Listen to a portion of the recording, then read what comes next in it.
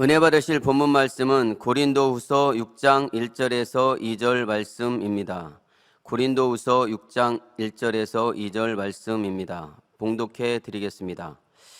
우리가 하나님과 함께 일하는 자로서 너희를 권하노니 하나님의 은혜를 헛되이 받지 말라.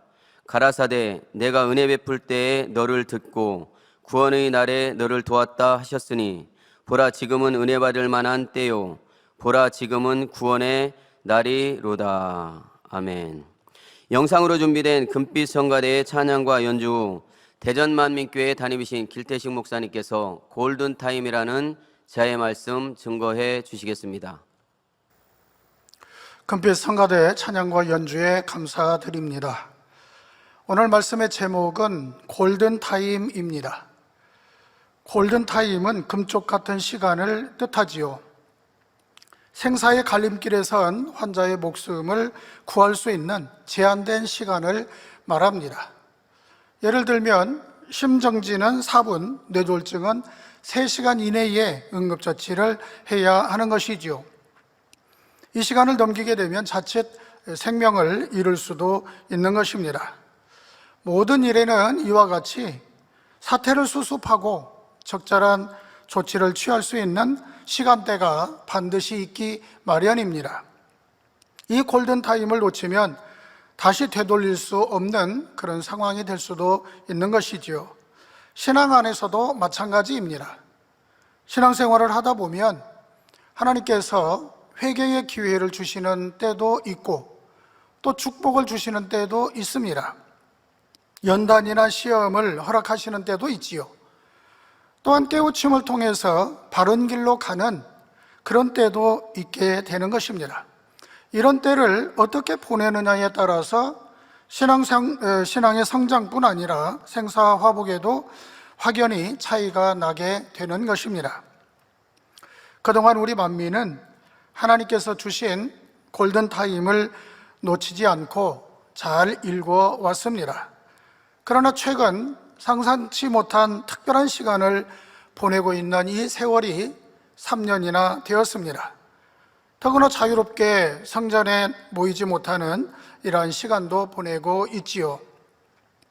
이런 상황 속에서 2021년을 맞이하였으니 올해가 너무나 중요한 해라고 여겨집니다. 올해를 어떻게 보내느냐에 따라 신앙이 급격히 성장할 수도 있고 그렇지 않을 수도 있기 때문입니다. 그러므로 올해가 우리에게 있어 골든타임인 것입니다. 사랑하는 성도 여러분, 2021년을 어떤 마음으로 시작하셨고 어떻게 보내고 계시는지요? 그냥 살다 보니까 벌써 한 달이 가고 2월달이 되었네? 지금은 코로나 때문에 어쩔 수 없지, 혹 이런 마음으로 2021년을 보내고 있지는 않으신지요? 새삼스럽지만 우리 만민의 성도님들이 충만하게 잘 지내시는지 궁금합니다. 그리고 보고 싶습니다. 지구에서 올라오면 따뜻하게 맞이해 주시고 안부를 물어주시는 그런 분들이 계셨는데 보고 싶습니다. 함께 예배드리고 은혜를 받고 또 대화를 나누었던 그런 분들이 그립지요.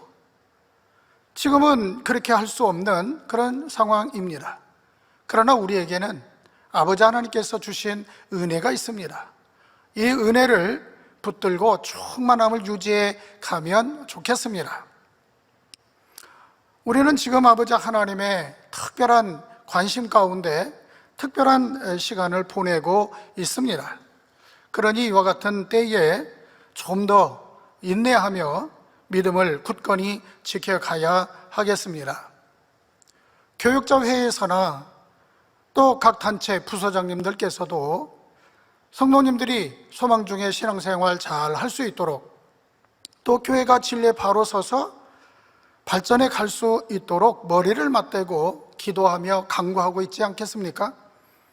저는 지교회에서 사역을 하고 있지만 이 거룩한 날에서 설교를 하는 설교자로서 아버지의 뜻이 바르게 이루어져야 된다라고 하는 그런 사명감을 가지게 됩니다. 우리는 설교를 해도 또 기도를 해도 하나님 뜻에 합당한, 하나님께서 원하시는 그런 만민 스타일이 있는 것이고 진리대로 해야 하는 것이지요. 어떤 사심이나 편가르기를 한다든지 이런 진리가 아닌 내용이 가미된다면 안 되는 것이지요. 오직 진리 안에서 이루어 갈 때에 우리 만민재단이 바로 서가게 되는 것이고 아버지 하나님의 뜻을 이루는 길이라 믿습니다. 그동안 여러 일들이 있었지요. 이럴 때 자칫 생각이 동원되어서 어둠이 틈타게 해서는 안 되는 것입니다. 우리가 지금까지 하나님을 사랑하고 재단을 사랑해 왔습니다. 그런데 이런 것을 결코 외부적인 어떤 요인으로 인해서 놓쳐서는 안 되는 것이지요. 그러므로 지금은 인내가 필요합니다. 그리고 자리를 잘 지키셔야 합니다. 우리를 만나주신 하나님, 지금까지 충만함으로 이끌어주신 이 일은 너무도 귀하고 귀한 은혜인 것입니다. 이 은혜를 잊지 않고 끝까지 가기를 아버지 하나님께서 원하신다라고 하는 것을 우리가 믿어야 하는 것입니다. 그러면 2021년 이 골든타임을 골든타임답게 보내기 위해서는 어떻게 해야 할까요? 물론 각자의 위치에서 역할이 다르겠지요. 근데 무엇보다도 중요한 것은 우리가 그동안 받았던 하나님의 은혜를 잊지 않는 것, 그 은혜를 붙잡는 것입니다. 제가 지난 성탄 전야 설교를 했지요. 설교가 마친 다음에 어떤 성도님이 저에게 이런 말씀을 합니다. 목사님은 이번 설교도 역시 은혜와 진리를 강조하시네요 라고 하는 것입니다. 그 말을 듣고 보니까 설교 때마다 거의 이 은혜의 중요성에 대해서 말씀을 전했구나라고 하는 것을 알게 되었습니다. 은혜를 잊지 말아야 된다, 되새겨야 된다, 은혜를 붙잡아야 된다는 등 이런 말씀을 강조했지요. 내가 왜 이렇게 은혜에 대해서 강조를 하는 것일까 생각을 해봤습니다. 이렇게 귀한 은혜를 저버리는 것은 너무도 마음 아픈 일이다라고 하는 것입니다. 그리고 결코 쏟아버려서는 안 될 너무도 귀한 생명이 된다라고 하는 것을 다시 한번 깨닫는 그런 시간이 되었던 것이죠. 그래서 오늘은 우리가 받은 은혜가 얼마나 값지고 귀한 것인지, 그리고 이 은혜를 지켜가는 것이 얼마나 중요한지에 대해서 살펴보도록 하겠습니다. 시편 103편 2절 5절에 보면 내 영혼아 여호와를 송축하며 그 모든 은택을 잊지 말지어다. 저가 내 모든 죄악을 사하시며 내 모든 병을 고치시며 내 생명을 파멸해서 구속하시고 인자와 긍휼로 관을 세우시며 좋은 것으로 내 소원을 만족해 하사 내 청춘으로 독수리같이 새롭게 하시는도다 말씀하고 있습니다. 하나님의 은혜는 우리의 삶에 항상 이렇게 새롭게 힘을 줍니다.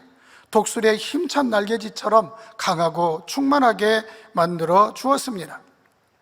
우리가 주님을 믿고 죄사함을 받으면 성령께서 우리 안에 내주하시게 되지요. 성령의 역사를 통하여서 바로 하나님의 사랑을 느끼게 되는 것이고 은혜를 받게 되는 것입니다. 이처럼 하나님께서 우리에게 찾아와 주셨고 만나 주셨다라고 하는 것을 생각해 보시기 바랍니다. 이것이 얼마나 큰 은혜입니까? 이런 은혜를 성령 받은 사람들만이 알 수 있는 것입니다. 성령을 받지 아니하면 느낄 수가 없는 일들이 되는 것이지요. 처음 교회에 와서 밍숭한 사람도 은혜를 받게 되면 얼굴 빛부터 달라지지요. 울상이었던 얼굴, 찡그렸던 얼굴도 생글생글 밝은 그런 얼굴로 바뀌는 것을 경험해 보셨을 것입니다. 들어도 무슨 뜻인지 잘 이해할 수 없었던 설교 말씀도 하나씩 귀에 들리기 시작합니다. 그리고 하나님에 대해서, 주님에 대해서 알고 싶고 배우고 싶어지지요. 그리고 하나님의 말씀대로 살아가고 싶어지는 것입니다. 선하게 살려고 노력을 하니까 저 사람 달라졌어 라고 하는 이런 말도 듣게 되고, 은혜는 바꿔볼 일이야 말하기도 하는 것입니다. 이렇듯 은혜를 받으면 성령으로 충만하고 활기가 넘치게 되는 것입니다. 무슨 일이든지 적극적으로 또 임하게 되는 것이지요. 이것은 세상 사람들은 결코 알 수 없는, 믿음 안에서만 누릴 수 있는 특권이라 그 말입니다. 하나님께서 주신 너무나 값진 것이지요. 그렇다면 왜 이런 은혜를 받으면 충만해지는 것일까요? 그것은 우리가 잘 알고 있는 근본의 소리와 연관시켜 보면 이해하기가 쉽습니다. 태초에 하나님은 근본의 빛과 소리로 계셨지요. 그리고 그 근본의 빛과 소리로서 온 우주 만물을 창조하셨습니다.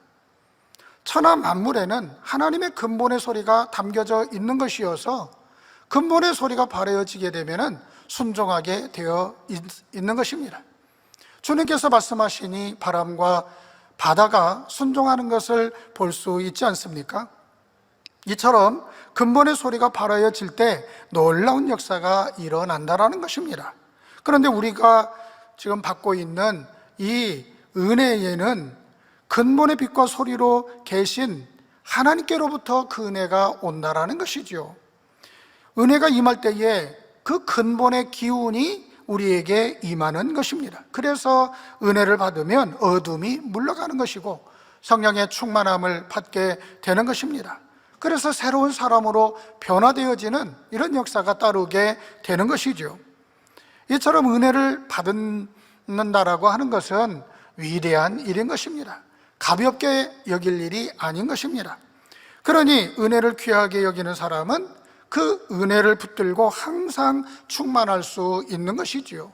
사도 바울을 보십시오. 그는 하나님께로부터 받은 이 은혜를 일평생 생명같이 여기는 것을 볼 수 있습니다. 고린도전서 15장 10절에 보면 그러나 나의 나된 것은 하나님의 은혜로 된 것이니 내게 주신 그의 은혜가 헛되지 아니하여 내가 모든 사도보다 더 많이 수고하였으나 내가 아니요 오직 나와 함께 하신 하나님의 은혜로라 고백하고 있습니다. 믿는 자들을 잡아들이고자 혈안이 된 자신을 징체하지 않으신 주님, 사도의 직분을 맡기셔서 영혼들을 구원하라는 그런 사명을 주신 그 크신 주님의 은혜 앞에 몸들 바를 몰랐던 것입니다.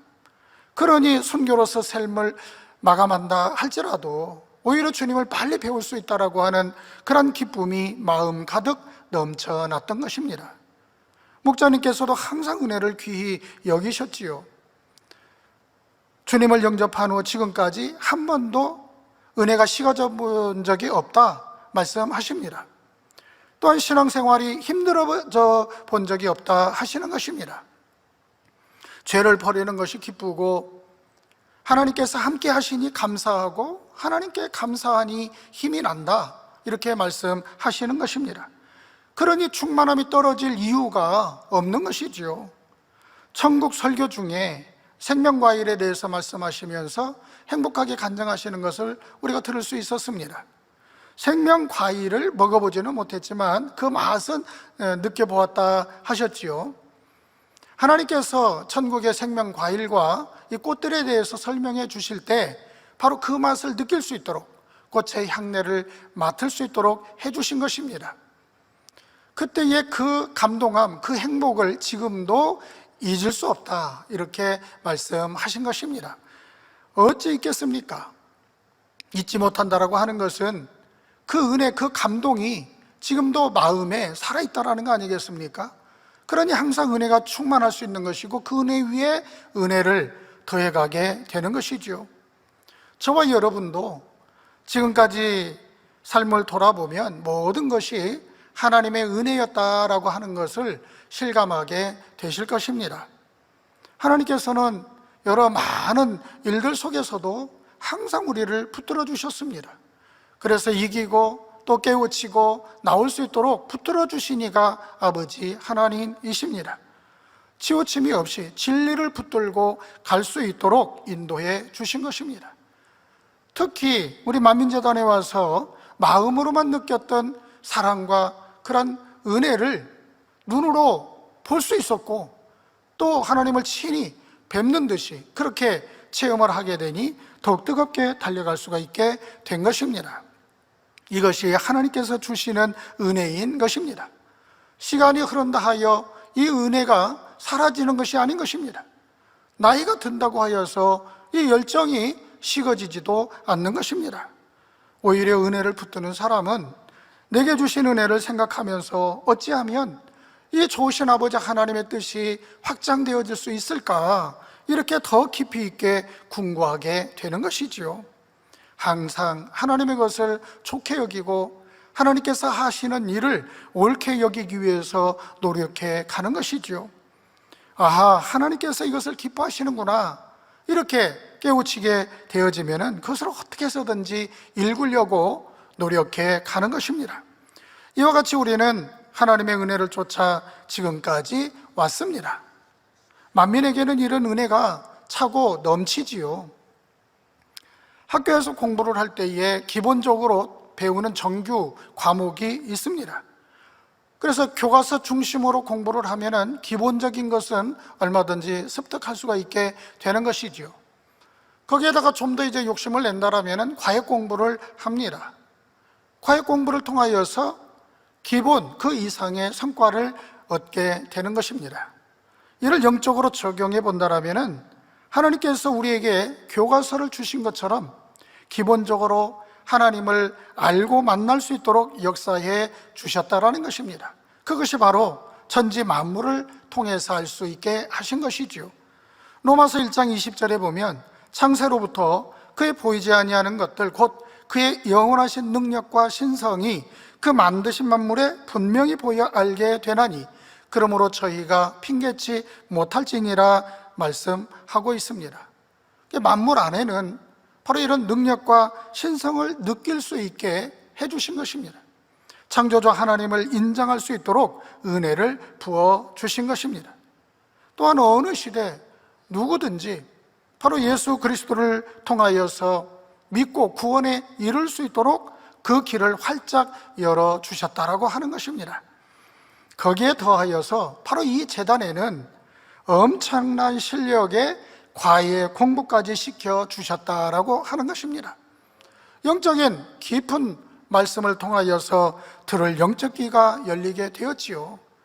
그리고 놀라운 하나님의 역사들을 체험하면서 바로 영적인 눈이 활짝 열리는 그런 은혜를 받게 해주신 것입니다. 올해 기도 제목 네 번째, 재창조의 권능 100%, 이 말씀을 직무대행님께서 전하시면서 당회장님을 통해 나타난 많은 권능의 역사들을 소개해 주셨습니다.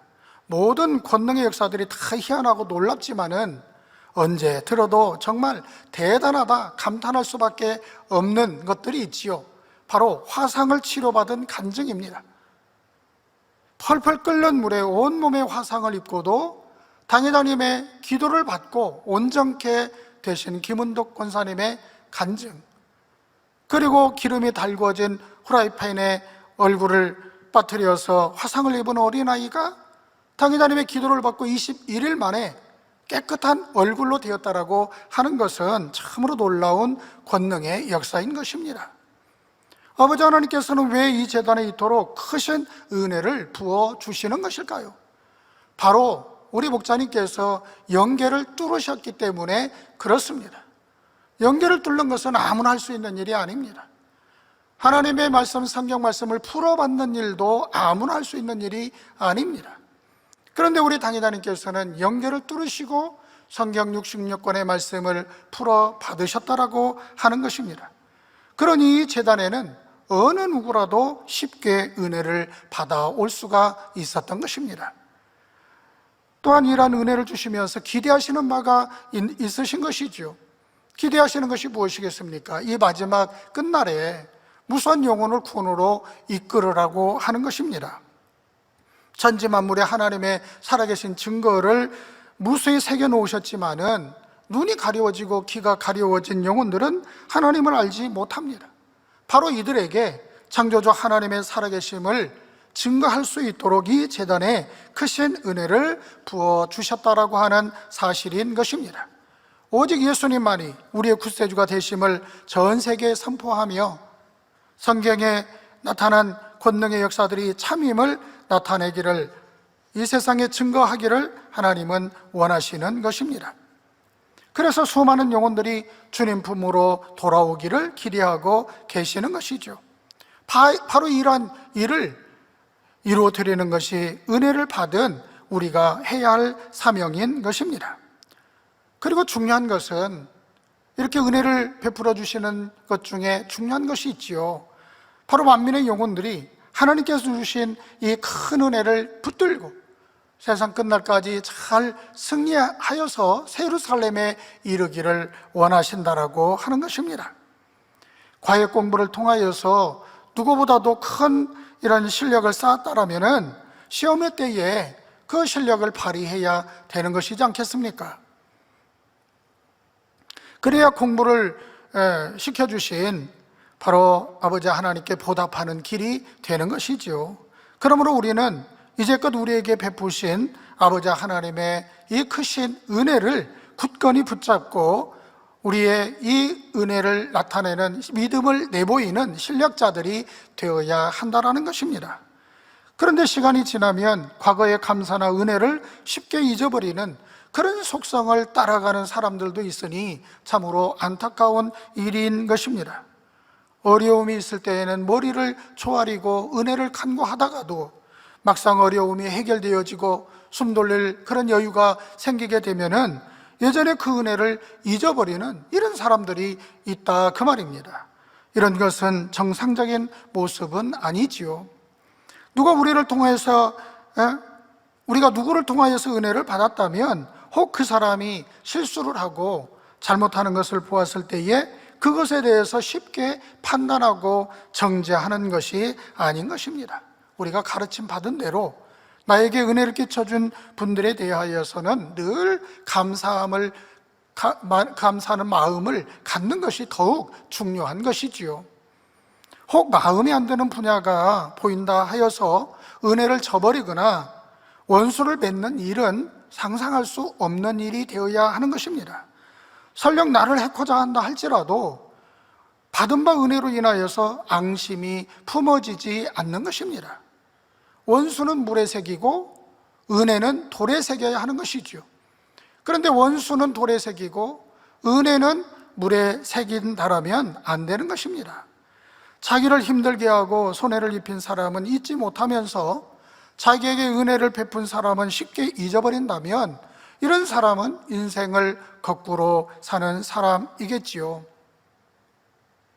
목사님께서는 예전에 은혜를 끼쳐준 분들에 대해서 항상 그 은혜를 잊지 않으셨고 감사를 잊지 않으셨습니다. 현신의 권사님이나 또 개척 전에 다녔던 교회의 담임 목사님, 그리고 신학교 시절에 은사이신 손태구 목사님 등 바로 이런 분들에 대하여서 감사하는 마음을 잊지 않으셨습니다. 그래서 때를 따라 섬기셨던 것을 우리는 잘 알고 있습니다. 이와 같이 나에게 어떻게 대하느냐, 그것은 상관이 없이 내 편에서는 변함없이 섬기는 것입니다. 이런 모습이 바로 은혜를 잊지 않는다라고 하는 것이지 않겠습니까? 오늘 본문에서도 은혜를 헛되이 받지 말라 말씀하고 있습니다. 은혜는 결코 헛되이 받아서는 안 되는 것입니다. 그런데 성경에도 보면은 하나님의 은혜를 받아 누리고도 이 은혜를 헛되이 하는 그런 사람들이 덜어 나오지요. 대표적으로 출애굽한 이스라엘 백성들입니다. 이스라엘 백성들의 광야 40년은 그야말로 하나님의 은혜가 어느 때보다 충만히 부어진 시간이었습니다. 푸른 폭이 나지 않는 메마른 광야를 지날 때에 하늘에서 내리는 만나를 먹고 살았다라고 하는 것은 신기한 일이 아닐 수가 없지 않습니까? 한 번만 내려도 평생 잊지 못할 일이 되겠지요. 그런데 이스라엘 백성들은 40년 동안 날마다 내려주시는 만나를 먹었다라고 하는 것입니다. 출애굽기 16장 35절에 보면 이스라엘 자손이 사람 사는 땅에 이르기까지 40년 동안 만나를 먹되 곧 가나안 지경에 이르기까지 그들이 만나를 먹었더라 했습니다. 그뿐만이 아니지요. 반석에서 나는 시원한 물을 마셨습니다. 고기가 먹고 싶다 하니 하나님께서 또 메추라기를 내려주셨습니다. 광야의 뜨거운 태양을 막아주는 구름 기둥과 밤의 추위를 막아주는 불 기둥의 보호를 받으며 살았지요. 너무도 신기한 놀라운 하나님의 은혜를 체험하며 지내온 시간들이었습니다. 그럼 이렇게 큰 은혜를 체험한 이스라엘 백성들은 하나님께 감사했을까요? 그러지를 못했습니다. 하나님께서 이렇게 놀라운 역사를 베풀어 주셨음에도 이스라엘 백성들은 그 은혜를 붙들지를 못했던 것입니다. 그러니 믿음도 내보일 수가 없었지요. 하나님의 놀라운 은혜를 붙들고 믿음을 지켰더라면은 그 광야에서 40년 동안 그렇게 걸릴 이유가 없었겠지요. 하나님께서 이들에게 원하신 것은 믿음이 성장되기를 원하셨던 것입니다. 그런데 이스라엘 백성들은 조금만 어려움이 찾아와도 불평을 늘어놓느라 믿음을 갖지 못했습니다. 은혜를 붙들고 믿음을 키우는 일에 집중을 했어야 하는데 그러지를 못한 것이지요. 풍성한 하나님의 은혜 가운데 살았음에도 정작 자신들은 그것을 느끼지 못하였고 고통 속에 살아갔던 것입니다. 성도 여러분, 만민 안에서 큰 은혜를 받았습니까? 귀한 은혜를 받았다 고백하였습니까? 그렇다면 이 귀한 것을 세상 끝날까지 귀하게 여겨야 하지 않겠는지요? 구약 성경 룻기를 보면 룻이라는 이방 여인이 어떻게 하나님의 은총을 받았는가에 대해서 잘 알 수 있습니다. 룻은 모압에 살던 이방 여인입니다. 근데 심한 흉년으로 인하여서 이주해 온 바로 이스라엘 남자와 결혼을 하게 되지요. 그런데 이 집안의 남자들이 후손을 남기지 못하고 죽고 맙니다. 시어머니는 남편도 없는 두 며느리를 불쌍히 여기어서 친정으로 돌아가서 편안하게 살라고 이렇게 권유를 합니다. 그리고 본인은 유다 베들레헴으로 돌아가기를 결심하지요. 그런데 이때 며느리 룻의 뜻밖의 고백이 나옵니다. 룻기 1장 16, 17절에 보면 룻이 가로되 나로 어머니를 떠나며 어머니를 따르지 말고 돌아가라 강권하지 마옵소서. 어머니께서 가시는 곳에 나도 가고 어머니께서 유숙하시는 곳에서 나도 유숙하겠나이다. 어머니의 백성이 나의 백성이 되고 어머니의 하나님이 나의 하나님이 되시리니 어머니께서 죽으시는 곳에서 나도 죽어 거기 장사될 것이라. 만일 내가 죽는 일 외에 어머니와 떠나면 여호와께서 내게 벌을 내리시고 더 내리시기를 원하나이다 했던 것입니다.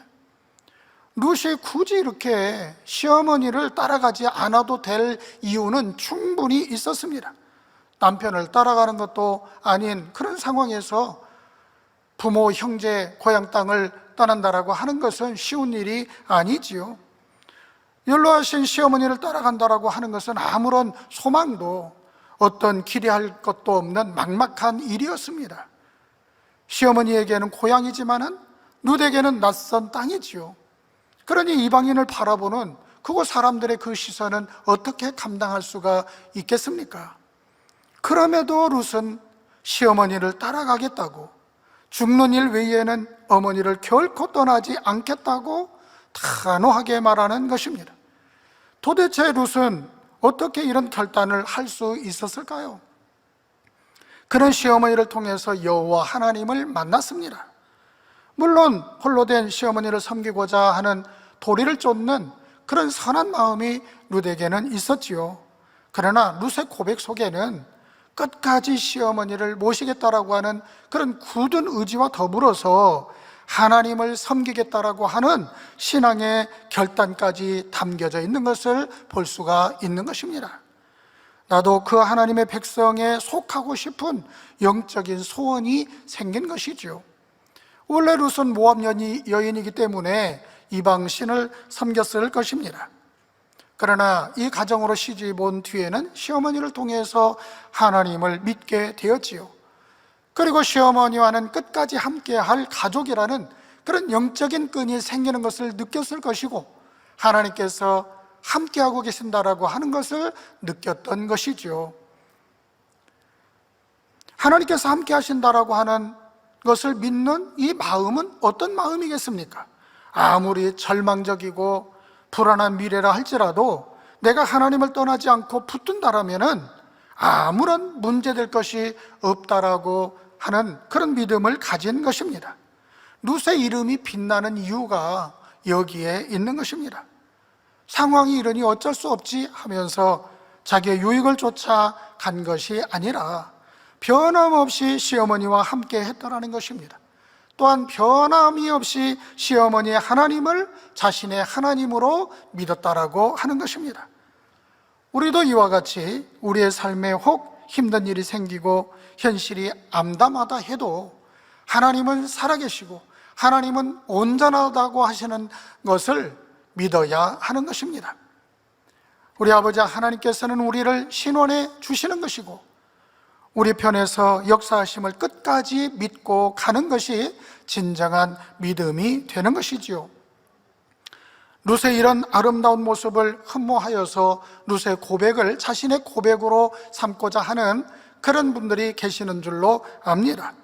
우리가 룻의 고백을 따라하고 그리고 그 고백을 끝까지 지키는 신앙생활을 한다면 어떻게 될까요? 룻처럼 예루살렘에 이르게 되는 것이지요. 우리가 주일날 대회를 통하여서 당회자님의 천국 말씀을 듣고 있습니다. 하나님께서는 천국의 각 처소마다 모든 영혼들이 최고의 만족을 느끼면서 영원히 행복하게 살 수 있도록 그렇게 역사하고 계신다라고 하는 것을 새삼 느끼고 있지요. 특별히 낙원에 간 영혼들을 설명해 주실 때 하나님의 은혜와 긍휼에 대해서 다시 한번 깨우침이 되고 있습니다. 낙원에 갔다라고 하는 것은 자칫 구원과는 영원히 상관이 없는 그런 사람이 될 수도 있었다라는 것 아니겠습니까? 질병을 통해서 고통은 받았겠지만 하나님 앞에 나올 수 있었고 구원받을 수 있는 믿음을 갖게 되었다라고 하는 것은 큰 은혜인 것입니다.